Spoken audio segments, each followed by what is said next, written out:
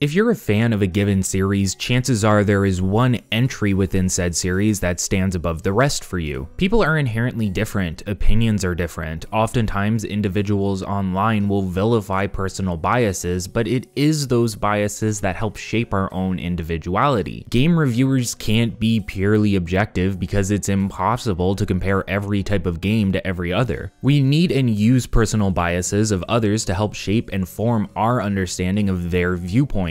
When I watch a review, I don't watch it for a fully objective outlook on whether a game is good or bad analytically. Instead, I look for people who share similar interests to me and have similar outlooks so I can better frame their opinions of the game in a way that I would personally relate to. If I put more value into gameplay over graphics, for example, then I generally look for a reviewer who does the same, because they'll be better suited at explaining the concepts that I find most important. This isn't just true for a review. All individuals express bias in some way or another, and that bias can and almost certainly will be different from person to person. Looking at Monster Hunter, I can easily and firmly say what my favorite entry within the series is, and I can also say that I believe it to be the best entry in the series overall, and a lot of people wouldn't agree with me. But rather than simply letting it go, you'll often find individuals who want to argue against your bias. If I say I like one game and someone else likes the other, they may point to various factors of their game that they believe help prove their game to be superior. But if I don't hold the same values in regards to a game's development, do those arguments actually end up holding any weight or end up convincing me that my favorite game is actually not the best? In a recent tier list, I ranked where I would place each entry in the Monster Hunter series in comparison to one another, and while the reception of the tier list was, surprisingly positive, really surprised with how positive it was, there was still a small amount of heated backlash against my opinions. In a series where I consider Monster Hunter 3 Ultimate to not only be my favorite entry, but the best entry overall, there are many individuals who would point to the sales and commercial success of Monster Hunter World as a means of disagreeing with me. And that's fine. If commercial success is one of the factors in how you judge a game's overall value and merit, World is by far the highest selling entry in the series. And there's multiple reasons for that. Strategies and marketing decisions Capcom used to make a product that would sell well overall to a global market after years of experience. And the game itself is really good. On its own, Monster Hunter World and Iceborne have an incredibly solid foundation within the action RPG genre, or more specifically, the monster hunting genre. But I don't personally value a game's financial success when it comes to whether or not I think it's good, whether or not I enjoy playing it. Some of my favorite games are AAA blockbusters, and some of my other favorite games are more niche. One of my favorite N64 games was Mystical Ninja starring Goemon, and I had never heard anyone talk about that game before. Everyone has different preferences in terms of what they like, and there are a lot of factors involved in what makes that so. People may often accuse others of being blinded by a strong sense of nostalgia, but I often see that as a throwaway argument used to convince the accuser rather than actually saying anything about the accused. If you're responsible and you can look critically at past experiences and maybe revisit them, you can often form fresh and grounded opinions based on a topic, whether people agree with you or not. To form an opinion on Monster Hunter Freedom Unite, I played through it entirely. To form a refreshed opinion on World, I'm doing the same thing right now, and while less recent, I also played through the entirety of Monster Hunter 3 Ultimate. And with all of these entries fresh in my mind, with my experiences dating less than to slightly over a year, I can safely say that I believe Monster Hunter 3 Ultimate to be one of, if not the best entries in the Monster Hunter series. So today, I'd like to take a look back at Monster Hunter 3 Ultimate as a whole and discuss what that game did right and what it did wrong. Even if I consider it one of my favorite entries in the series, it's not perfect, and it's one of the most notorious entries due to the inclusion of underwater combat, a mechanic that is often shown to have a love-hate relationship split within the Monster Hunter fandom. I see many individuals asking for the mechanic back, but just as many thankful that it's gone. Like the previous retrospective on Freedom Unite, this will not be a historical look back on the features of the series and more a personal look back on 3 Ultimate and potentially Generation 3 as a whole. It'd be hard to talk about 3 Ultimate specifically without at least partially diving into Triumph Portable Third for comparison's sake. I love all of Generation 3. It's by far the generation that I do hold the most nostalgic value for because it's what truly got me into the series. But having gone back to it and experienced it once again, I was incredibly surprised with how solid of a foundation it laid for players in the series moving forward. Generation 3 was truly revolutionary in many ways, and I hope to show that to you all as we take a trip down memory lane. Even if you haven't played 3 Ultimate yet, this may be a good starting point for you if you're planning on trying out the game in the future. As of writing this, the servers for 3 Ultimate are still up, so don't miss out on the opportunity. If you enjoy these videos, please consider liking, commenting, and subscribing. It really helps and allows me to keep making this content for you all. With that out of the way, I'm Super Rad, and you're watching the Monster Hunter 3 Ultimate Retrospective. Before talking about any of the games in depth within Generation 3, I think it's important to discuss the differences between Monster Hunter 3U on the 2 versions in which it was released, those being the Wii U and the 3DS respectively. Monster Hunter 3 Ultimate released first on the 3DS in Japan on December 10th, 2011. Titled Monster Hunter 3G, this was the only way to play through the entry for a year until the release of Monster Hunter 3G HD on December 8th of 2012. Realistically, the 2 versions are almost identical, with the Wii U version bringing sharper textures and upscaled resolution, while the 3DS version has touchscreen menuing and other quality of life functionality for a handheld experience. The biggest difference between them, however, is in terms of online play. While Monster Hunter 3 Ultimate on the 3DS has G-Rank available, it does not have dedicated online functionality, instead opting for local multiplayer specifically, meaning if you don't have any friends around you playing the game, you're going to be stuck completing all quests solo, which is doable, but fairly painful. While there's no workaround for this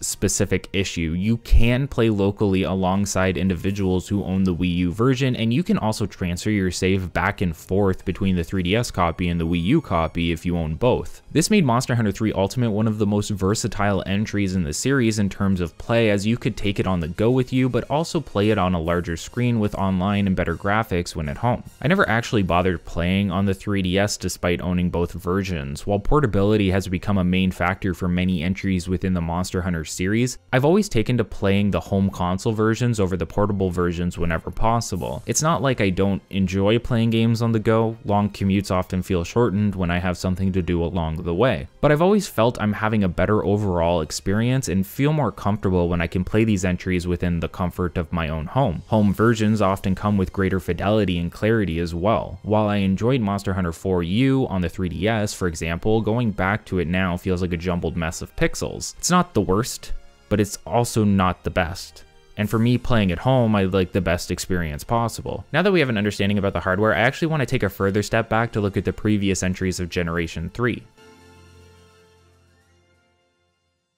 Monster Hunter 3 Ultimate is considered the final entry in Generation 3, with Monster Hunter Tri and Portable Third coming before it. I didn't delve into all of Generation 2 in my previous video, but I think Tri and Portable Third laid the groundwork for 3 Ultimate in a way where it's necessary to not only acknowledge them, but also see what they did right, wrong, and how this affected the final entry overall. Monster Hunter Tri specifically would be considered the original high-rank release of Monster Hunter 3 Ultimate. Released on the Wii, but with classic controller support, Tri played in a way fairly similar to the portable entries, while also allowing right analog stick camera control, as well as many other changes. In fact, Tri was kind of a black sheep for many people within its release. One of the main reasons for this was the small roster. Monster Hunter Tri contained around 15 monsters, most of which were unique to this entry, but the number was fairly tiny in comparison to all of the previous entries. Those aren't the only changes, however. Palicos were replaced with Shakalakas, certain weapon types were locked behind quest progression, and the bowguns were completely reworked within Tri specifically. The aesthetic of the game had changed, and even things like the farm that players may have become accustomed to in the portable series were now removed for a more streamlined experience. You could consider Tri a cultural reset of sorts within the Monster Hunter community, similar to what World had done for this series in Generation 5, but maybe not to such an impactful scale. So it's understandable that this would have been a sort of controversial release. A lot of Tri's content was locked behind HR grinding, and the content that was there was fairly minimal. That being said, Tri introduced many new features that would be iterated on and continued to exist to this day. Things like deliveries were truly introduced in this entry and allowed players to upgrade their village, farm, and canteen through bona fide subquests rather than simply grinding resource points. The longsword gained spirit levels for the first time here as well, and many other weapons saw reworks of some sort. One major change that hasn't seen a return outside of Tri was the concept of dark arcade caves, which required a torch item in order to have a proper idea of where you were going. Even 3 Ultimate didn't have this mechanic, although it did keep the torch for other specific uses like keeping small monsters away. And this was the only iteration of the lost and now found Shakalakas City, an online hub area that was tied to server state similar to Mineguard Town, meaning it went offline when they shut down the Tri servers. In fact, Shakalakas would be the last true online town hub within the series. Even with Dundorma returning in Monster Hunter 4 Ultimate, it wasn't for an online experience specifically, but rather just as another town area for the player to explore. I don't have as much fresh experience with Tri as I do with Portable 3rd or 3 Ultimate, but it'd be easy to say that it is potentially the most difficult experience out of the Generation 3 entries. According to a video from Flyan, Tri specifically had more difficult monster AI to deal with and also didn't have the base defense boost that was introduced in 3 Ultimate, meaning monsters hit harder and were better at it. Tri had a lot going for it, but it's no surprise that it may have left a bad taste in some players' mouths considering its limitations and mechanical changes. But in a time where Monster Hunter was evolving at a rather slow pace in comparison to the jump from 4 to 5, it was fairly easy to get accustomed to the new changes and see Tri for what it was. A rough but necessary step within the progression of Monster Hunter as a series, one that I believe was fine-tuned through the release of Portable 3rd and 3 Ultimate. Still, Tri was my first real entry in the series. It'd be disingenuous to say that there wasn't some nostalgic factor that leaves me enjoying the entry despite some of its flaws. That's why I think it's important to point out some of these rough patches so we can discuss later how they were improved overall. You may have noticed that I have yet to mention underwater combat, which was introduced within this entry as well, and that's because I'm going to hold off on it until we are further into discussing Monster Hunter 3 Ultimate specifically. Underwater combat is a larger beast, and breaking it up between games seems like it would do more harm than good in this video. In the meantime, we can take a look at Portable 3rd.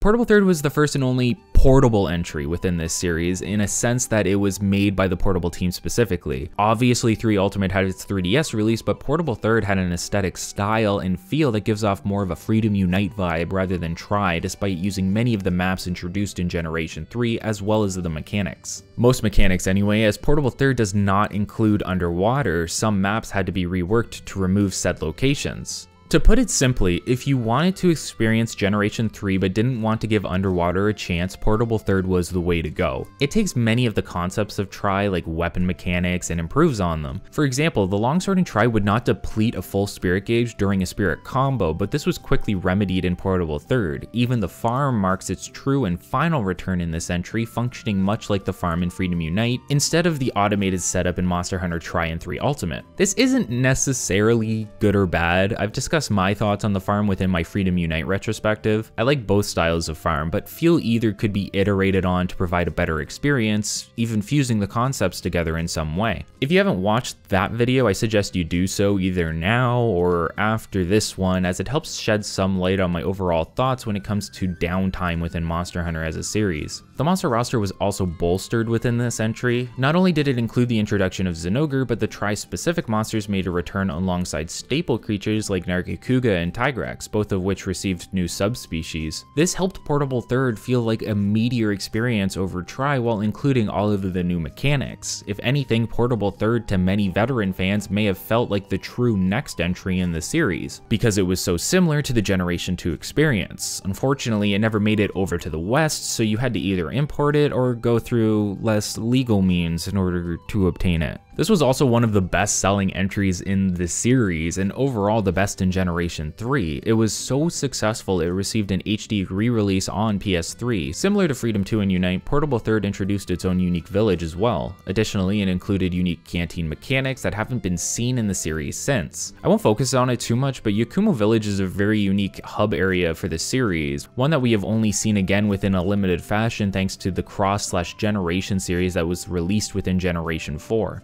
Yakumo had a lot going for it, and it was a shame we never got to see it fully revisited within a future entry, but in comparison to Moga Village, I think it should be clear where my preferences lie, and I think it's time to delve into why, as we take a look at Monster Hunter 3 Ultimate and what made it so amazing.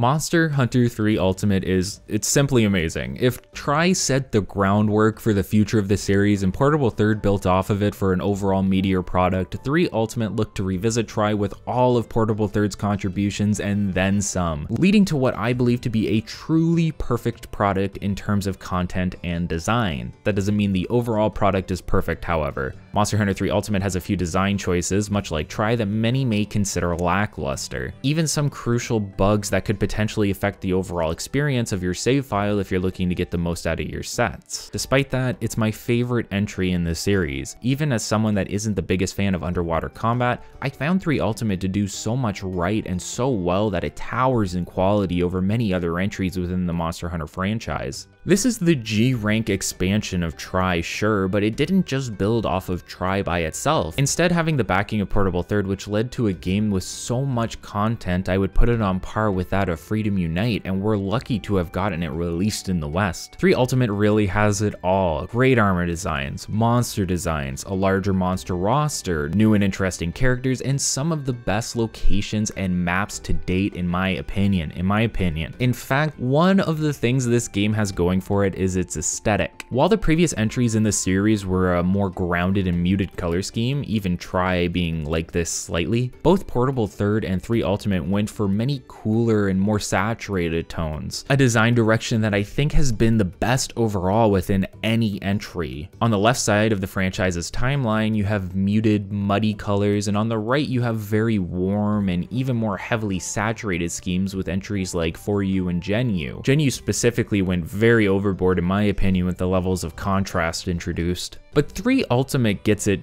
just right. Walking out into Deserted Island in this entry feels refreshing. Like I just walked out of my front door on a cool spring day, or when you first stick your feet into the sand at the beach. It feels clear, it feels crisp, refreshing, something that I think helps 3 Ultimate feel so memorable. And to help bolster this sense is the game's phenomenal OST with potentially some of the most unique music within the series. With 3 Ultimate taking place within a fishing village and the surrounding areas, you get this immense sense of wonder and calm from all of the tracks, especially when played against one of my favorite opening cutscenes. Everything feels so grand and open, like you're incredibly small within a giant world built around the culture of hunting monsters. Something I think we've lost within newer entries that focus on a hero complex aspect of the main character. Moga Village's theme specifically is incredibly calming. It helps add this level of coziness to the hub area that allows you to truly feel at home within. And while I don't want to get into sieges just yet,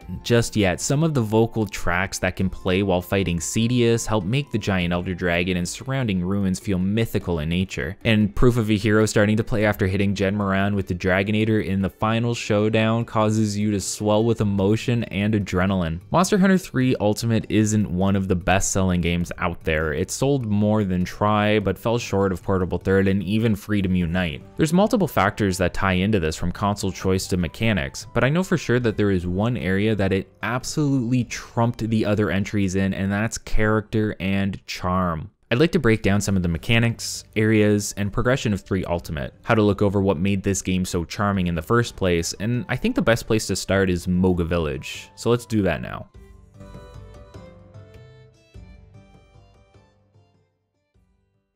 Monster Hunter 3 Ultimate starts and is centered around the events of Moga Village, a community of fishermen living on a gigantic pier off the coast of D Island, or also known as Moga Woods depending on how you travel there. D Island is the main or flagship map of this entry, but you can travel there at any time without picking up a harvest quest by heading out the opposite entryway within Moga Village. At this point you're in D Island, but it's known as Moga Woods, and this is the main area where you can collect resource points and various other trade goods that can be used to help bolster your inventory or upgrade various aspects of the village around you. Back in the village proper, the individuals living here are plagued by tremors, making it difficult to go out and fish, as well as destroying the structure of their homes and shops around them. The player is hired to investigate into what is causing this issue, with the villagers' main guess being a rampaging Legaia cruise. Unfortunately, this ends up not being the case, and and a much larger Cedius ends up being to blame. When the player first reaches the village, it's in shambles, and there's a set of progression tasks the player must take part in order to not only get the village and D-Island base camp up to the task of sending the hunter out on missions, but also help teach the player various mechanics in the ways of a pseudo-tutorial. Unlike Monster Hunter Freedom Unite, which had the training school, Monster Hunter 3 Ultimate looked to guide the player ahead of time before allowing them to accept any quests, and this is for better or worse depending on your preference. While the sense of story and progression is nice, one of the best ways to teach a player how to hunt is through progressively more mechanically intensive key quests. All the Moga introduction sequence does is prevent the player from being able to start the core part of the game right away, instead taking around 30 minutes or so for them to get into the main game proper. We haven't seen something like this until potentially Monster Hunter World, when it introduced a much more interactive and developed storyline. In a game that is centered around more of an arcade playstyle, it's a limiting factor overall. Had these tasks been introduced via quests with hunts in between, I think the starting experience of Trine 3 Ultimate would have been a little more solid. Similar to other games in the series, the village comes with multiple different vendors and functions for the player to use in order to generate resources or buff their character in between quests. This mainly consists of the item shop, where the player will buy generic low rarity goods to bring on a hunt, the equipment shop where they can purchase starting gear, and the forge where they can create and upgrade equipment. Previously, the item shop could potentially sell things like armor stones, used to craft a generic stone in one of varying levels for upgrading armor, but this has been moved to a DLC only option within Port Tanzia that we will touch on later. More interesting inclusions are characters like the Chief's son, who is used to show you which monster will appear in Moga Woods in between your next 3 hunts. You can also report back with what you hunted within the woods in order to generate resources and complete villager requests here. Villager requests were new to Generation 3 specifically, and acted as a means of making upgrades more interactive. By talking to the chief or other individuals around the village, a request could be created depending on player progression that would require not only a set amount of resource points, but generally some items as well, leading to bigger incentives for generic gathering that were lost slightly within Freedom Unite due to how powerful the farm was. Now players have more reason to gather outside of upgrading equipment due to the requests unlocking various features such as farm upgrades, new masks for Cha-Cha and Kayamba, and even canteen upgrades as I mentioned previously. The fishmongress acts as the fishing aspect of the farm with extra functionality and goods available. Rather than fishing yourself, players can send out up to 3 ships to various areas in order to obtain fish or potentially treasures that include ore, items to sell, or more importantly, commodities. Commodities work as trade goods for the Argosy captain, who shows up periodically within the village based on how long you sent him out to travel for and where you sent him. These decisions help determine which goods he will have for trade, and the player can then use commodities as a form of currency to get some more annoying craftable items, or even use rare commodities to get various upgrades for them or for Cha-Cha and Kayamba. Basically, 3U put more of a focus on player interaction in terms of getting rare goods or even materials. There's a higher incentive to gather actively, and by using your various tools like fishing boats or going out to hunt monsters in Moga Woods, the player can gain collectibles to use for further upgrades or just bolster their inventory. While the farm in Freedom Unite was both interactive and immersive, it suffered from being overpowered and also a chore to deal with. By streamlining some processes in 3U, but also incentivizing the player interaction, 3U's Moga Village feels more alive. Like everyone is out working their daily jobs and living their daily lives, and you can personally interact with them in order to benefit both you and the entire village as well, leading to a bigger sense of community that was missing from some previous entries. Though I hear DOS had a similar sense of community built in. I don't know. I just bought that game, but I haven't played it. Beside the Moga Sweetheart, who functions as the game's quest maiden, players can eat at what I consider to be functionally one of the best canteens within the series. The main benefit of this canteen over previous entries is the lack of needing to level up and hire individual cook. Instead, everything has been streamlined into one cook who can make any meal for you based on the combination of 2 ingredients. These ingredients can be unlocked and upgraded through requests and completing specific optional quests in both Moga Village and Port Tanzia, so there's still effort from the player in order to upgrade the various aspects of what helps them buff up before a quest. Not only that, but the process is much easier to understand. By choosing 2 ingredients, the player is shown what effects will be placed upon them. For example, King Turkey and Hairy Tuna will provide both an attack and health boost. But it doesn't end there. Not only do I know exactly what types of boosts I'll receive, I can choose from an assortment of feline skills based on the day and style of meal. The effects being applied are still based on chance, but no longer based on if you have a cat that can provide them at all. This makes it easier to be more consistent in on what bonuses you want, and in a game where Pyro Demolisher reigns supreme for a longsword, being able to get feline pyro semi-consistently was a godsend. Within Moga Village is the player's home. Many entries in the series have allowed the player to upgrade their lodgings in some capacity, usually within the online hub area specifically. For example, in Monster Hunter Tri, the player could get access to better lodgings by raising their hunter rank. However, since Locklack has been removed within this entry, that only leaves the player lodgings within Moga Village specifically, and while it can't be upgraded per se, it can be customized slightly. Players can unlock various furnishings through things like commodity trading in order to place objects around their home, things like this mushroom lamp and this Poogie statue, but unlocked masks for Cha-Cha and Kayamba will be stored here as well. You could equip Kayamba with the Mei Ling's mask like I have here, and it will place their generic mask above your bed. I don't have much to say about the player's home specifically. It's charming, but it's mostly there to serve its purpose. The real character of the home comes from seeing your progression in terms of mask collecting, so it's a nice inclusion that helps you feel like you're moving forward within the game, but other than that, it's just there to give you access to an equipment box and allow you to save your game. This is a home for many players, and this is especially true for people who look fondly back on Generation 3. Moga Farm in Tri and 3 Ultimate was a departure from the traditional farm seen in previous entries like Freedom Unite. However, the traditional farm did mark its final return in Portable Third before being fully overtaken by mechanics similar to 3 Ultimate within future series. The main thing to understand here, something that a lot of older fans look on with disdain, is that the farm has been limited significantly from here on within the Monster Hunter series. While entries like Freedom Unite saw players actively engaging in the farm after each quest, upgrading it through point costs, and gathering from all the available nodes, the Moga Farm is much more simplistic and does not require the player to engage with it at all until the cultivation process is complete. This is where we can see some of the charm or immersion from older entries escaping slightly through the concept of streamlining some mechanics. What people liked about the older farms was the player engagement aspect, which has now been lost. However, it's not all bad. In my previous retrospective, I talked about various aspects of the farm feeling like chores and becoming altogether unnecessary within later points in the game. Moga Farm tries to remedy this in a multitude of ways. For one, players can choose how many rounds of the cultivation process there will be, spending more points for a longer set of rounds. Each round lasts one quest and items will be generated per round. It also lists what is allowed to be cultivated. Only certain selections of vegetation,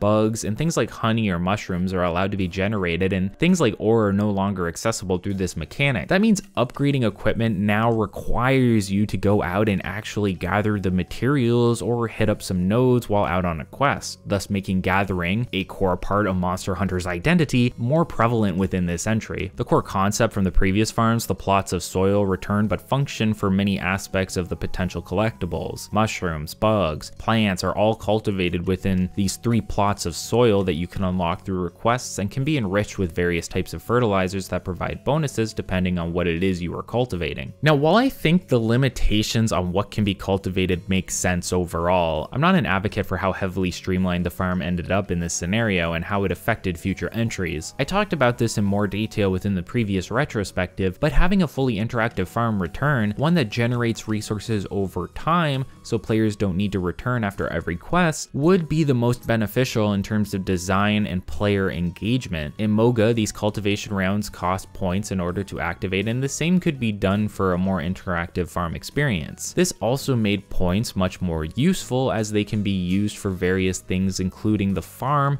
payment for deliveries, and even as a substitute if you don't want to spend your zenny on the canteen. Points aren't your only reward for killing monsters in Moga Woods, as you can also gain commodities through this process. All of these systems work together to help bolster their effective use and give the player the opportunity to do more for themselves in between quests in order to benefit them when hunting monsters. It's good design overall that's just been streamlined a bit too heavily and thus suffers aesthetically, but it could be remedied. Within the farm is a cave that includes a mask for Cha-Cha unlocked via quest progression, and another exit that leads into Moga Woods. Now, a lot of entries in the series have a type of quest called Harvest Tours. These are mechanical means of sending the player out into a map without the express goal of hunting a monster, allowing them to focus on gathering instead. 3 Ultimate includes these as well, but takes it a bit further, allowing the player to specifically visit D Island under the alternative name Moga Woods, where killing both large and small monsters will add to their hunt report and generate resource points. These reports can be shown to junior linear for said points to be added to the player's account. Additionally, the player has a chance to be rewarded with rare commodities based on which large monster they defeated. Monster Hunter Tri specifically had a built-in day and night cycle. Players could go out on a hunt and return to Moga Village at night. While the mechanic has been removed within the G rank entry, players can still visit Moga Woods at night by selecting either day or night before heading out. Day functions as access to low rank monsters, while night functions as the high rank equivalent, while also offering better commodity and resource rewards. Really, the woods are used primarily for commodity grinding, so you can unlock all of the unique items through trading with the Argosy captain, but these aren't necessarily the only good things about it. The forecast can show you ahead of time what is going to appear on a given day. That is especially useful if it's something you need, as you can kill 2 birds with 1 stone, getting monster materials while also generating resources. There's also field conditions that can affect the areas within Moga Woods depending on what is listed. Areas can be tranquil and fairly empty, or breeding season may lead to an abundance of specific small monsters as examples. Overall, Moga Woods is a huge success in my opinion in terms of giving the player more to do when out on a harvesting quest. One of the ways to make it better overall would be to remove harvesting quests entirely and make all areas explorable similar to the island, potentially having specific commodities only appear in specific areas. This is actually something Monster Hunter World does really well, allowing you to go on expeditions of any explorable area rather than limiting you to quests with paw passes. On one end of Moga Village, we have a ship that can take you to Port Tanzia, which acts as a replacement for the hub area Shakalakas City in Monster Hunter Tri. While Port Tanzia may be missing features from Shakalakas specifically, one of the ways it makes up for it is by allowing players to visit this location and access all hub content while offline. Players can talk to Neko, which means cat if you didn't know that for some reason, to ferry themselves to one of the 2 locations within Port Tanzia to access all of its features. The first of the 2 major areas is the marina, which acts as the player's online housing, as well as where they can quickly access the forge and peddling granny. While the forge functions exactly as it does within Moga Village, the peddling granny, or Granny Go-To in this entry, functions similar to her inclusion in Freedom Unite. More interesting is the downloadable content players can install onto their save file, which provides the granny with extra materials for purchases to help make the game progression slightly easier. She specifically sells a variety of rarer items and crafting materials that cycle out in between the player completing quests. I never actually utilized the DLC in my most recent playthrough due to me playing on an emulator and being unable to download it, but she can offer items like mega pickaxes, honey, kelby horns, raw meat, and even armor stones. Instead of making armor stones purchasable at all times like in Freedom Unite, they're now based on her inventory cycle, making them slightly more rare and giving players reason to attempt gathering for them, especially since true armor spheres are so rare when playing solo. Having items like this, which are key for progression, being purchasable but not available at all times, makes the longevity of the game increase while still offering the player other options for obtaining these items through more traditional means. It was a welcome inclusion and one I wish I could have actually utilized in my previous run. The tavern is where players would actually register for quests and interact with one another before heading out on a hunt. There's a canteen and the item shop, but players can also obtain steaks for free from the Grillmeister over on the left where players sit to eat. You can also arm wrestle here, a required and influential mechanic within the Monster Hunter series that should have never been removed. While Freedom Unite had the training school for challenge quests and rewards like unlocking Fatalis fights, Generation 3 moved this concept over to the arena and challenge quests, which allowed players to complete specific hunts with pre-made equipment sets for tangible rewards, many of which could be used to create equipment at the forge. In my previous video, I talked about how I didn't see much reason for using the training school overall, but many were quick to inform me that the training school was a means of unlocking not only the Fatalis quests outside of events, but also specific equipment that may be considered meta for specific weapon types. It's similar here. While I don't think arena quests unlock anything in terms of actual hunts, they do provide items for unique gear that players may be looking for in order to complete a specific set, and these rewards come in tiers based on how fast you can complete the hunt with the equipment provided. This movement away from the training school is possible since the games provide various village-based tutorials and quest lines for the player to learn the basic mechanics, meaning they don't need to go out of their way in order to learn the game. However, my main criticisms with the start of Tri and 3U still stand. I think these learning aspects would have been better placed in key quests than within a detached quest line that prevents veteran players from starting at their desired pace. The port is no Shakalakas, but it does provide plenty for the player to do when interacting with their friends or random rooms of up to 4 hunters. Players that have guild cards of other hunters they met online can even access the solo port and take part in a system called Hunters for Hire that that allows the player to send out a group of NPC hunters to complete a quest for them as a means of acquiring materials without actually hunting a monster yourself. While not a necessary factor within progression, Hunters for Hire is a means of rewarding the player for playing online and socializing with other players. Guild cards specifically build a sense of community as you collect the information of individuals you've met while out on a hunt. I really enjoyed this system as a means of alleviating some of the grinding that was necessary to build some endgame sets, but as I mentioned already, it's hardly required. Just a little bonus we had within Tanzia that was later reworked into sending palicos out on their own hunts. Tanzia is also where you'll gain access to event quests, and there are some amazing ones for sure, but we'll hold off on talking about those until later on in the video when we look over loaded G rank progression. Port Tanzia overall is an amazing hub area within the series, one of the best in my opinion. It's colorful, accessible at all times, and simplistic in design, making it incredibly easy to go from Moga Village to online quests with little to no trouble. The social aspect it provides, while not on par with the sheer amount of hunters you could interact with in Loklak, help add to the charm and overall character of the location. That being said, it is surprising that they didn't at the very least rework Loklak to have offline capabilities in Monster Hunter 3 Ultimate. What exactly was the point of creating a new hub instead of just reworking the previous one with the additional features? While Tanzia is nice, Loklak is a truly more immersive location to explore that helps lend to a sense of scale within the Monster Hunter world, helping you realize that you are just one of many hunters in the world and ground you. Loklak also had a special system for a particular event where Gen Moran would be huntable for all hunter ranks during a sandstorm weather change within the city, something that Tanzia is missing completely. If you're wondering how I would fix this, the solution is simple. While Port Tanzia is nostalgic for me and provides its own charm and simplicity, I believe it is better to simply rework Loklak to allow offline play. There's plenty of NPCs within this hub city that'll allow it to remain feeling alive. It also provided the sandstorm event and the upgradable housing arrangements based on hunter rank. These types of housing arrangements could still be tied to hunter rank or better tied to low, high, and G rank specifically. Bring over Granny Go-To, bring over Hunters for Hire, and add all other additional features Port Tanzia provides, giving us the best of both worlds. Obviously, from a development perspective, this might not be that simple, but overall, the amount of Tri players disappointed with the loss of this city seems to be overwhelming, especially since it was the last true city hub we've ever had within the series. Overall, Loklak provided more in terms of immersion, while Tanzia added additional mechanics and streamlining. Combining these two could have provided the best of both worlds for all players, and it's unfortunate Capcom decided to go a different direction than this. Now, we've discussed Moga Village and all of the mechanics surrounding it, as well as Port Tanzia and its pros and cons. Now that we have the hub areas explained and discussed, I'd like to move on to equipment and its evolution from Generation 2 to 3.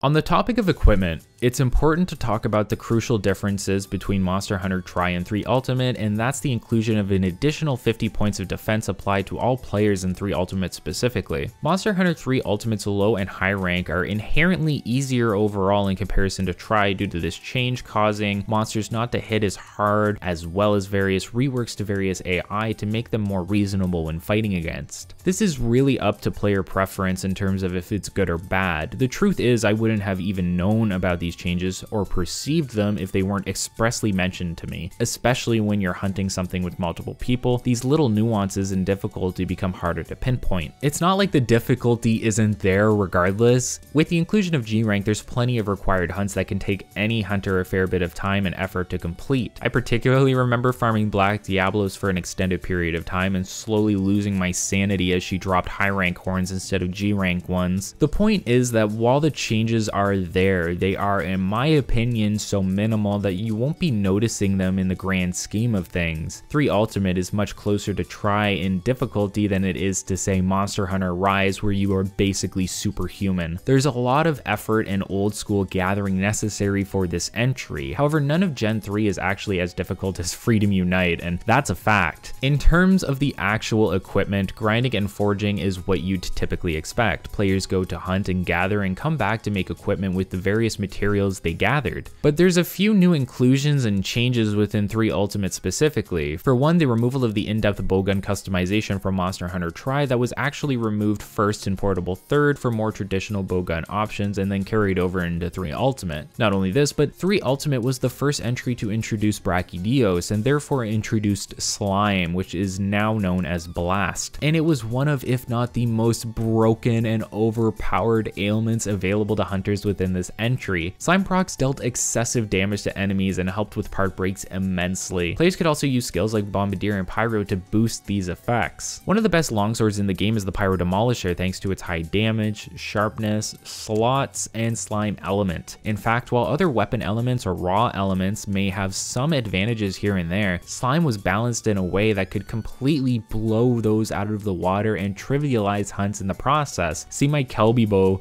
Grongigas, or just my Generation 3 history video for examples. Elements have always had a weird place within Monster Hunter. While they are useful for specific fights here and there, raw damage can generally be all you need, be easier to create and focus on within the upgrade line, meaning that you don't need to waste materials on multiple weapons in order to have all elements available to you. I mean, I personally do that anyway, but it's hardly if ever necessary in these games. 3U and potentially 4U were different in that Slime really started to shine and dominate within this regard, only to be balanced within later entries. While slime and raw damage supremacy is an issue within multiple entries within this series, they aren't necessary to use. You can have a fine experience within Monster Hunter by creating elemental weapons as well. It just may not be the meta, and it honestly doesn't have to be. There's a meta culture within Monster Hunter for those who want to focus on min-maxing and outputting as much damage as possible, but every fight within these games can be completed without having optimal gear when you factor in the multiplayer component. Maybe not solo, probably solo, but not always. However, this isn't the largest addition to equipment in 3 Ultimate or in Generation 3 as a whole. Monster Hunter Tri was the first entry to introduce talismans, and these pieces of equipment would continue to carry over all the way into Monster Hunter Rise. Talismans act as a bonus, especially within old school entries where you need to meet armor skill thresholds in order to actually activate the skill. Talismans were randomly generated items that players could earn through hunts and gathering. They could have sets of slots for decorations, up to 2 separate skills, and varying values for each of them, making it easier to activate more skills overall on your various sets. For example, this talisman here gives me no slots, but it does give me a free level of attack up. However, there's a huge problem with these talismans within Monster Hunter 3 Ultimate, one that many hunters who played the game know about, but one you may not. Just like future entries within this series, charms are random, but their variables are set based on limitations on which type of charm table they are placed in. Charm tables are sets of potential talismans that the player could potentially earn through the collection of charms. I believe these tables were supposed to swap around upon loading the game, but a bug that was never fixed forced the players to be locked into specific charm tables upon character creation. This is particularly grueling for a few reasons. There's 17 total tables, but only 12 of them are considered at the very least any good. Being within one of the 12 good tables means you'll have access to over 20,000 potential charms, with many decent charms being in there. It won't have all of them, but unless you need a specific and particularly elusive charm that you plan to manipulate for, it generally won't matter. The big problem is when you end up within one of the 5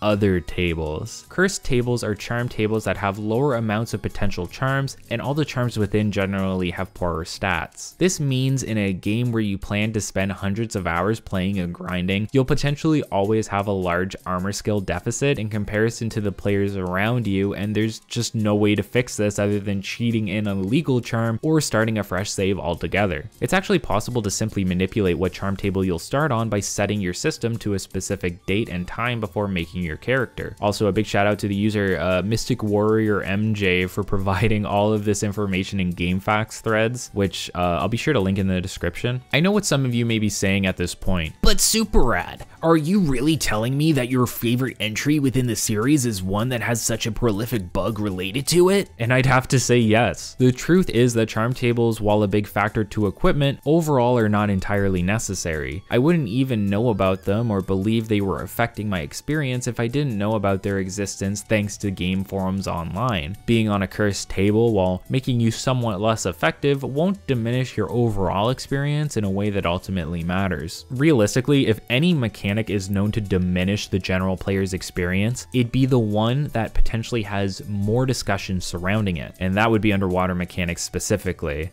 and I think it's time to discuss those now.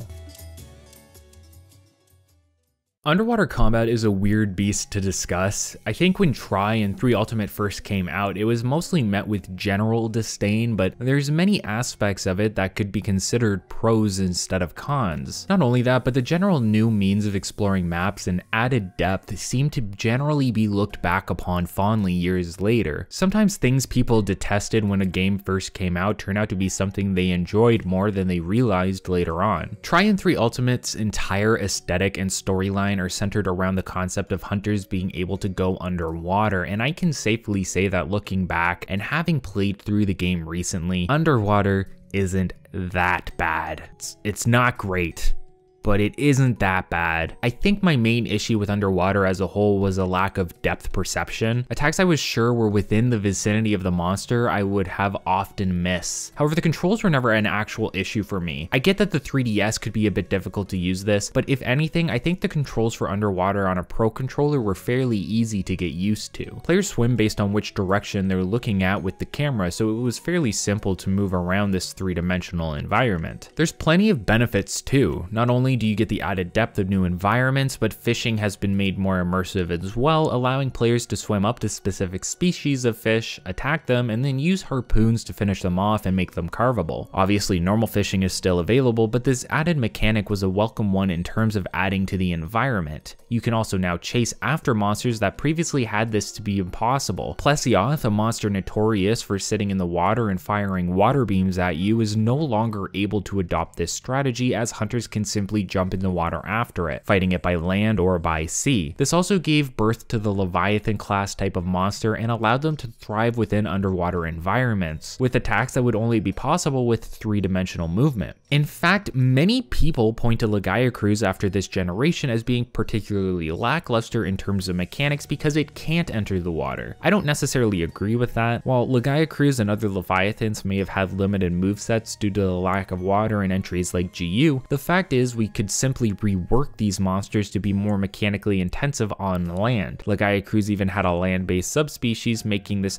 argument particularly weird to me since it's basically always been a thing. Why would we not want Legiacruise back then when we can just make him better for a future entry? Or better yet, maybe even introduce some form of underwater mechanics again. I'm getting ahead of myself though. Underwater was an interesting and unique feature, one that had its own set of limitations. It even had an oxygen bar that would deplete until you came up for air or grabbed air bubbles underwater. Although this was rarely necessary except for key hunts that took a particularly long amount of time or forced you to be underwater for the majority of them. The biggest downside to underwater, in my opinion, are two things. First, underwater takes a hunter who is already particularly slow due to the mechanics and design philosophy of the game and makes them incredibly slower. Moving underwater is like molasses in comparison to land. In a game where you're already understandably slow, to be limited even further is a curse. Second, certain weapons perform incredibly poorly underwater in comparison to their land-based counterparts. Sword and Shield, for example, is particularly notorious for being fairly ineffective underwater. However, from what I've seen, Lance and other weapons can actually thrive within this environment. Basically, balancing can get completely mixed up and turned around. If underwater were to be introduced, I'd like to see a few things change overall. I'm not sure about how they'd go about it, but a better sense of depth is almost a must in my eyes in terms of being able to play the game effectively. I'd also like to see hunters move at the very least as fast as they would on land. There's been similar thoughts with demos made of the concept, including wire bug functionality to help propel you underwater. Monster Hunter until Generation 5 has been about limiting the mobility of the player for the most part and forcing them to think more strategically and methodically. To add a mechanic that makes them move even slower makes zero sense in my customize. Weapon balancing would also need to be more thought out. Generally speaking, all functionality of your weapon on land should be functional underwater. If something were to be removed, it should be a general mechanic that is removed for all weapons. You want players that main a specific weapon to not feel punished for using intended mechanics. In this way, while some weapons may be more effective than others and easier to use, that should be consistent to the environment in which the hunter is playing in. If sword and shield is better than lance, as an arbitrary and not necessarily accurate example, don't get mad at me in the comments for that, that should be the case underwater for consistency. Give all weapons ways to thrive within your environments to help bolster the experience of the player. Player experience isn't just focused on the environment, however. It's multiple factors from monster selection and mechanics to your NPC companions to battle mechanics and much more. Let's move on to taking a look at Shakalakas now and how their unique design brought a lot to the table. Cha-Cha and Kayamba are part of a group of Linnean creatures known as Shakalakas, a race that's been in Monster Hunter before Generation 3, but with Tri and 3 Ultimate being the first and only entries to have them in the limelight as companions to the player. These entries were also the first to really bring the hunter's companions into the forefront of the story. Cha-Cha and Kayamba both have much more dialogue and presence within Monster Hunter Tri and 3 Ultimate than you would typically see even in entries like Monster Hunter World. For these reasons, Shakalakas aren't a recruitable race. Rather, you save Cha-Cha from various small monsters as an urgent quest, and then later on meet Kayamba, who's exclusive to 3 Ultimate specifically. While their mechanics are a bit more unconventional in terms of palicos, they still provide a varied means of customizing them to help bolster the player with various boons and buffs. The first and most noticeable customization is that of masks. As you progress through the game, you unlock new masks by completing quests, deliveries, or through trade. These masks each come with their own effects. Kayamba here is wearing a Malinx mask that allows them to steal monster materials during a hunt, sometimes even stealing rare gems or mantles. Cha-Cha, on the other hand, has the Rathalos mask that allows him to shoot powerful fireballs at enemies that can unfortunately hit you as well. Really helps simulate the barrel feline experience from Monster Hunter Freedom Unite. And these masks have up to 5 mastery levels to make them more effective over repeated use. The player can even bolster the XP awarded for mask mastery by giving the Shakalakas meat while out on a quest. There's over 16 masks in the game, meaning there's plenty of combinations of effects you can bring with you out on a hunt. These masks also have ability slots that allow you to provide additional benefits to your companions. Think attack boosts or earplugs.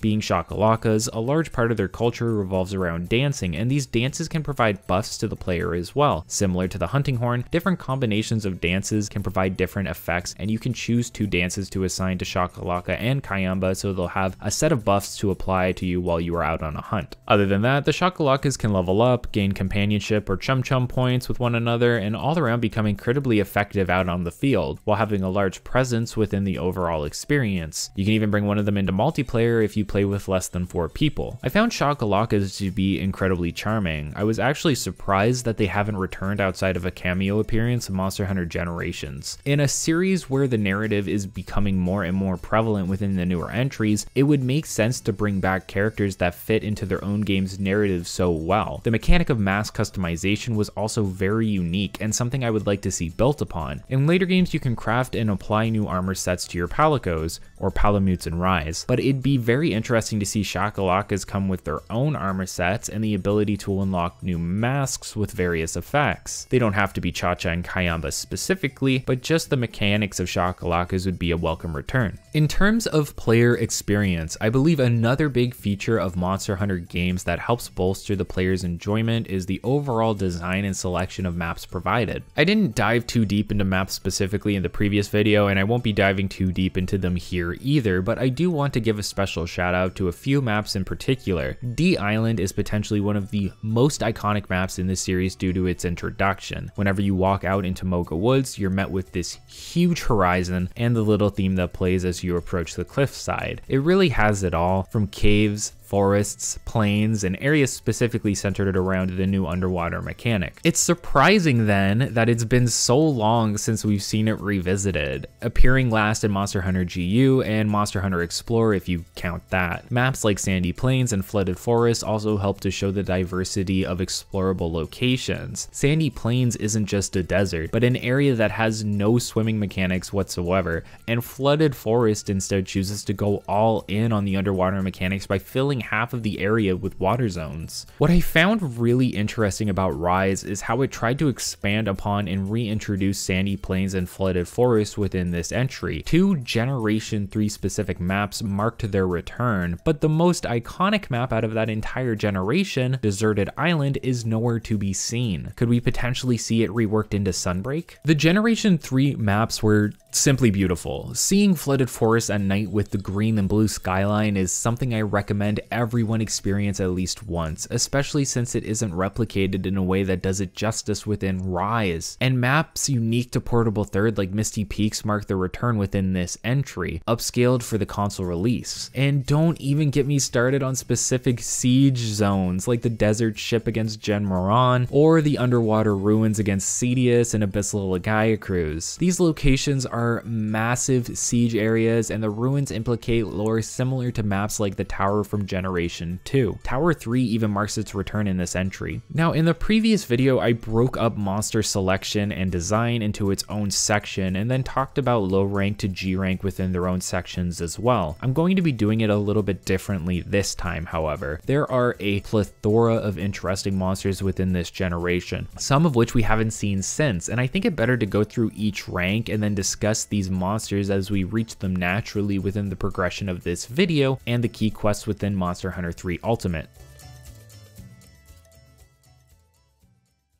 Low rank is the main village storyline of Monster Hunter 3 Ultimate, where the hunter is tasked with investigating and ultimately hunting Lagaiacruz. It's important to point out that Generation 3 was the introduction of subquests. By completing these quests, players would earn extra rewards upon the completion of the main quest that they are on. Subquests could be anything, generally like toppling a monster or breaking their horn. If you've interacted with me or my channel at all, it should be no surprise that Lagaiacruz is one of my favorite monsters within the entirety of the Monster Hunter series. A monster we almost had in World, but that was ultimately scrapped when Leviathans were decided to not appear. Even with the return of Leviathans in Rise, we haven't seen Lagaiacruz make a reappearance as of yet, and many people seem to believe that this is due to a large portion of its moveset being unique to underwater specifically. Many players found the inclusion of Lagaiacruz lackluster within GU for this very reason, but as I mentioned previously, I believe they could simply rework its moves like other Leviathans and water-based creatures to fit better within a game that doesn't have underwater combat. It's a sin that one of the original Leviathan monsters in the series has yet to appear in a next-gen installment, and I hope this is rectified within the release of Sunbreak this summer. But in 3 Ultimate specifically, the hunter introductions and interactions with Lagaiacruz are simply fantastic. Like many other entries in this series, you'll actually run into it before you're prepared to hunt it, coming face to face with Lagaiacruz underwater while hunting for monster guts from small monsters in Area 10 and 11 of Deserted Island. Underwater can be a scary place for some, and while you're still getting used to its mechanics, it can feel incredibly daunting running into a monster that you have no business fighting. Then, after a series of key quests, the players will repel and then ultimately hunt the monster in an attempt to save the village, even though the tremors plaguing them turn out to not be caused by Lagaiacruz at all. This is also where the player is introduced to Cha-Cha and Kayamba, with Cha-Cha being rescued within an urgent that tasks the player with protecting him from small monsters, and the player saving Kayamba from a Durambros. Speaking of Durambros, it is just one of the many unique designs particular to this entry of the series. A giant monster a size of which you don't typically see within quests like this, Durambros is full of various mechanics that keep the fight engaging over its entire course. Players can topple it while it's spinning, break its humps on its its back, mine it, and even break its tail twice in order to get the shell casing to drop. Then you have the introduction of creatures like Gobel that mostly stay underwater and use the floor of the surrounding lakes to their advantage to hide from the player and trap them when possible. You run into portable third specific entries like Arzuros and Volvidon. You run into Kuropeko, who has the unique mechanic of calling other monsters to its aid. You even run into Kezu version 2.0 or Giganox as an adaptation of the terrifying flesh demon we fought in previous generations. This game has an entire roster of monsters that exude character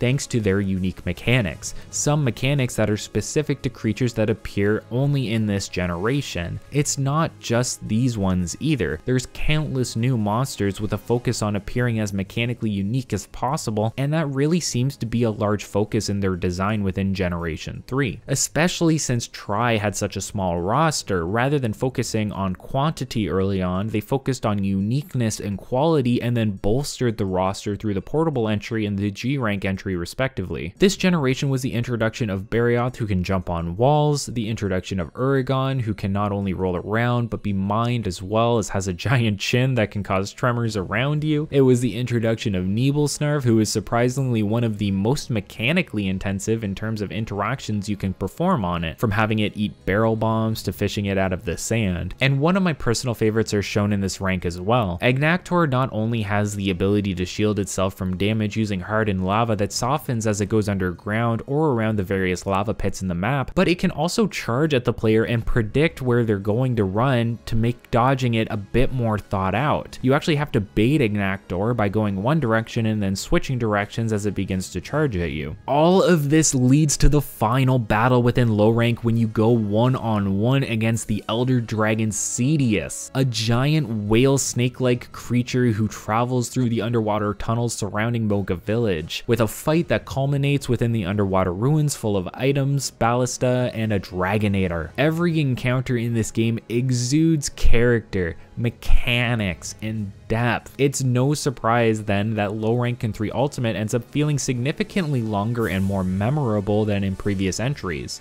I talked about in my previous retrospective about how low rank in Freedom Unite was a bit of a joke, and the real meat of the game started in high and G rank. In fact, I think it's safe to say that 3 Ultimate has one of, if not the strongest low ranks within the entirety of the series. There's just too many memorable and well thought out moments within for me to justifiably think otherwise. High rank unfortunately isn't necessarily as interesting in terms of storyline or introduction to all of the monsters, but there are some unique introductions within this rank, and many of them are as interesting, if not more so, than what we've already seen before. Specifically, high rank introduces the Brachydios for the first time in the series. I already talked about Brachy's slime element in terms of equipment and how it's essentially overpowered, but as a monster, it's one of the most unique mechanics we've seen on a creature to date. Brachy can place slime around the map to have it explode over time, but it can also apply a coat of slime to the player that will explode unless they remove it by rolling around. This is later reworked into Blast in later entries, and I can only assume this is because they didn't want every explosive monster to have some sort of slime mechanic and aesthetic tied to them. Rather than creating Molten Tigrex and designing it to aesthetically include slime as an element, you can be more liberal with the design if its main gimmick is simply explosions. This is for the worse in my opinion. Rather than turning slime into a generic ability that can be applied to many monsters, I think what made it so interesting was its uniqueness. Seeing slime on Brachydios and a few select monsters here and there that were designed around it would have been a more interesting inclusion. Slime Tigrex, for example, would have been a great thing to see. This also begins the introduction of subspecies like Jade Barioth and Baleful Giganox. While some of these subspecies are rather lackluster and feel like simple reskins, entries like Baleful Giganox switch it up enough to feel annoying but fresh. Glacial Agnaktor specifically is one of the most annoying subspecies to fight as a Blade Master, as its armor is replenished by going underground and depletes over time rather than the opposite with its normal magma version. High rank also includes returning flagship creatures like Nargacuga from Freedom Unite and Zinogre from Portable Third, with green Nargacuga Nargacuga making a reappearance from Portable 3rd in G rank. Surprisingly, Tigrex and its subspecies, which were introduced in Portable 2nd and 3rd, do not make a reappearance in this entry, and I'm unsure why. It would have been the perfect entry to have all of the Portable series flagships together. Even Acantor and Eucanalos, who reappeared in Portable 3rd, are absent within 3 Ultimate. High rank really begins to pop off near the final ranks, which include the new Lagiacrus subspecies, Ivory Lagiacrus, and the first sighting of Deviljho as an urgent within this entry. You can actually begin running into Deviljho earlier than this, as it's an invader type creature, and to this day, I don't think there's been a more intimidating one. Deviljho exudes this pressure and intimidation that makes your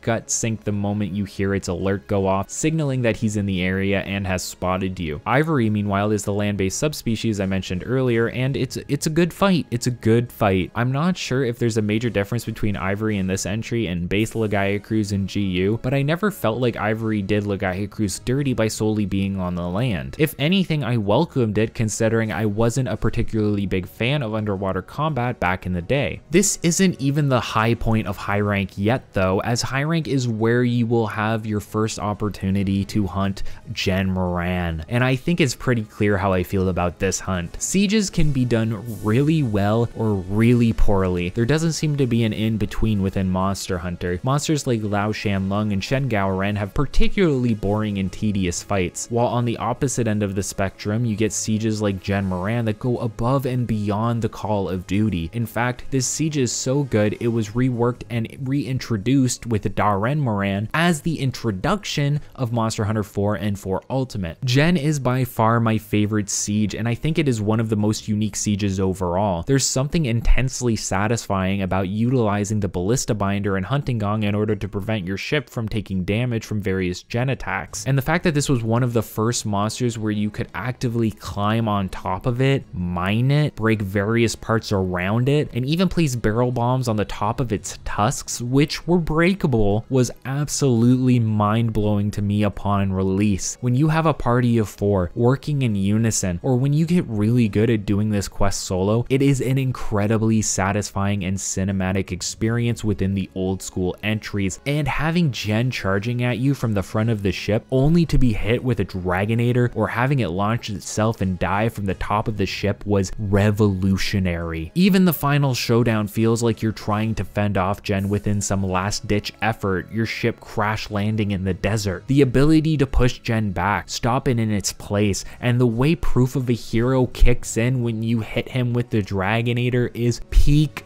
Monster Hunter. One of the best experiences overall within this entry, and again, one of the best sieges in Monster Hunter to ever be created. I truly believe that Gen would have a great place within Rise with Wirebugs if they decided to implement it. Anyway, then you have Alatreon. Honestly, design-wise, this is one of my favorite monsters and favorite armor sets, but the fight itself leaves a lot to be desired. It has a technical aspect in that you can get Alatreon stuck into walls or knock it down with a Ballista Binder, but I believe most people find this fight more annoying than enjoyable. World tried to remedy this, and to its credit, the fight is overall pretty good despite Eschaton Judgment being a mechanic I don't think fits particularly well within the gameplay of the series.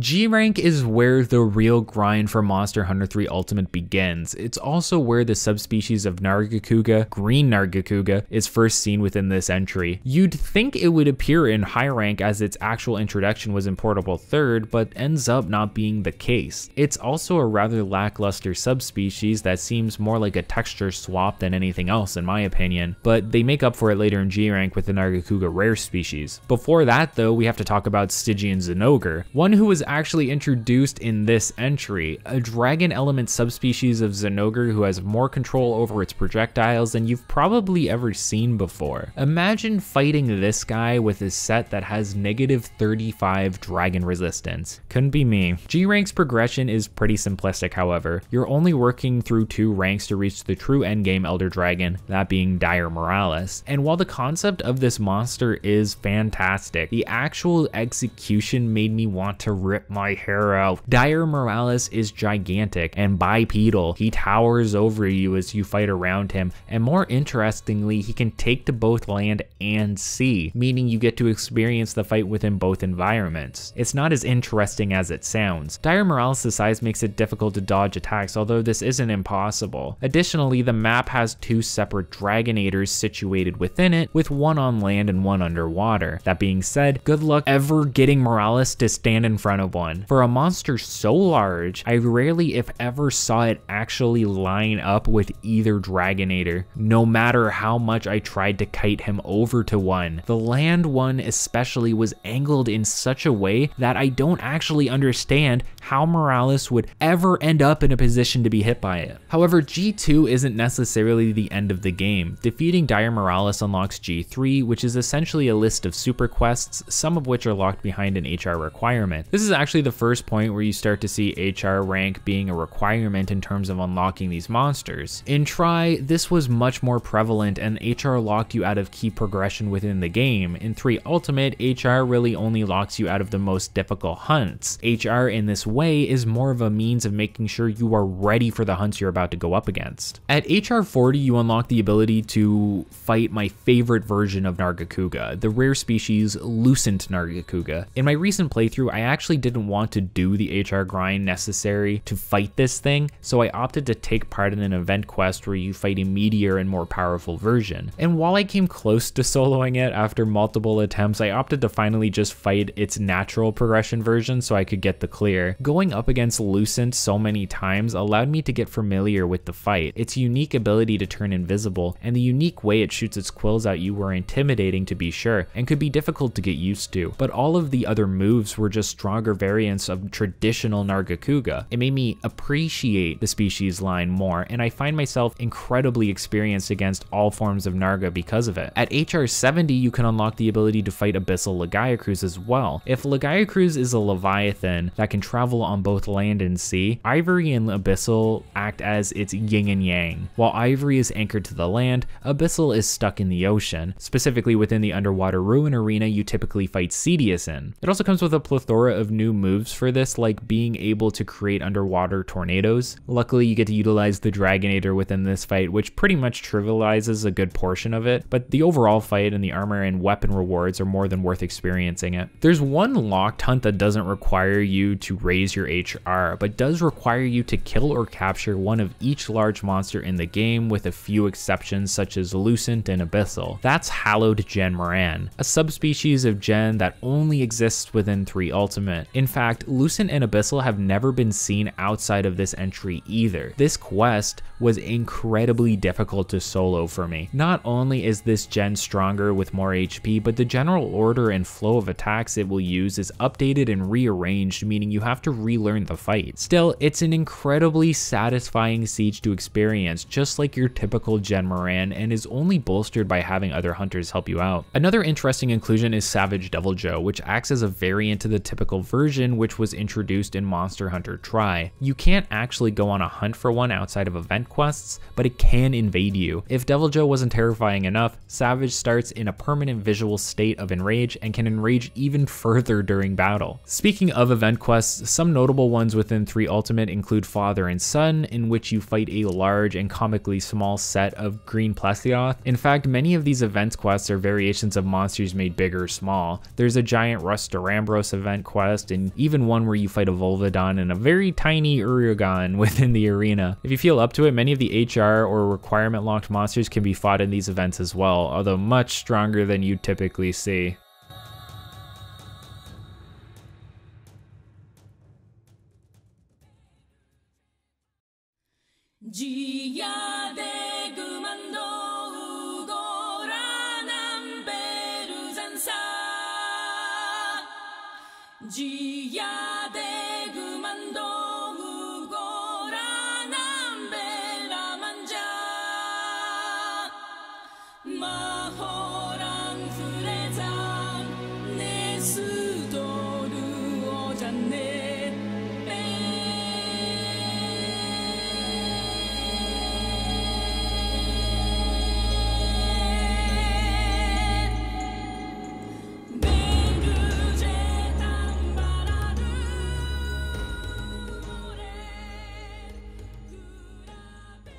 Monster Hunter 3 Ultimate is one of my favorite games of all time. It's my favorite game within the Monster Hunter series overall, and I truly believe it is to be the best Monster Hunter experience if you're looking to get into old school.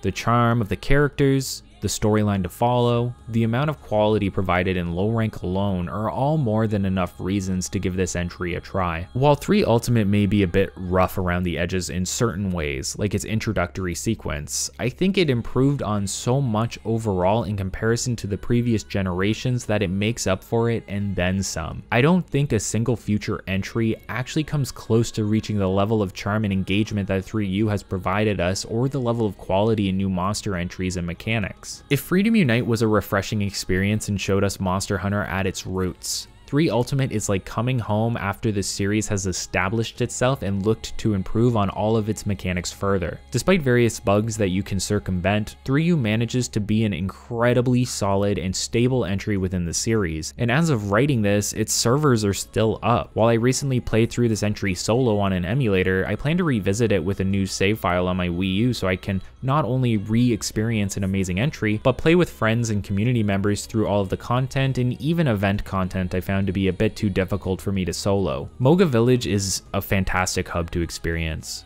Port Tanzia is great as well, even if it pales in comparison to Loklak. Exploring Moga Woods or Deserted Island feels new all over again whenever I return to this entry. While this game has issues like charm tables and the automated farm, I still can't recommend it to you enough. I implore you to try out Monster Hunter 3 Ultimate for yourself. Get your hands on it however you can and give it a shot. Preferably on the Wii U, but you know, the 3DS is acceptable as well. Underwater combat isn't that bad. In fact, it's highly beneficial for certain weapon types. Don't let its inclusion prevent you from trying out a gem of an entry within the Monster Hunter series, and then maybe look into other entries you haven't experienced after this one. It's worth it. I promise you that. So for now, I'll leave you with 3 Ultimate, the best Monster Hunter game in existence. Hey, if you enjoyed this video, again, please consider liking, commenting, and subscribing. Every little bit helps. Additionally, I stream regularly on Twitch, where we're currently playing through some Monster Hunter World solo with Hunting Horn up to Fatalis. If you'd like to join the community, we have a Discord as well. You can find all the links in the description. Thanks so much for watching, everyone, and I'll see you in the next video. Hey, you made it to the end of the video. Thank you so much for watching it. Monster Hunter 3 Ultimate is one of my favorite entries in this series, so it really means a lot that you got to kind of experience me divulging all I appreciate and love about it. This is the Patreon section of the video where I'm going to go ahead and thank the G rank tiers vocally and have the high rank tiers and G rank tiers here, probably here. Usually it's there. So thank you so much to Irrational and Ashton Price for the G rank tier. Thank you to Disparity and Joy Sanders for the G rank tier. Thank you to Beyond the Time and Christopher for the G rank tier. Thank you to Nolan Brookman and IBM 200 for the G rank tier. Thank you to Carl the Crab and Mo Al-Kasemi and Kinky King for the G rank tier. Thanks to Captain Zeba and Cyberworm for the G rank tier. Thank you to Kathleen Medjek and Crunchy Cowroo for the G rank tier. And thank you to Jonathan and Strange Lee for the G rank tier as well. Also, big shout out to Rosaleo and Mr. Janky for the G rank tier, 2 longest running G rank tiers. Really appreciate that. Thank you guys so much for that. And yeah, I hope you enjoyed this video. If you want to support the channel, you can do so through Patreon so that you can be in this section. There's other ways to support it too. Come by the Twitch or something like that if you feel like it. Thank you so much for watching, everyone, and I will see you in the next video.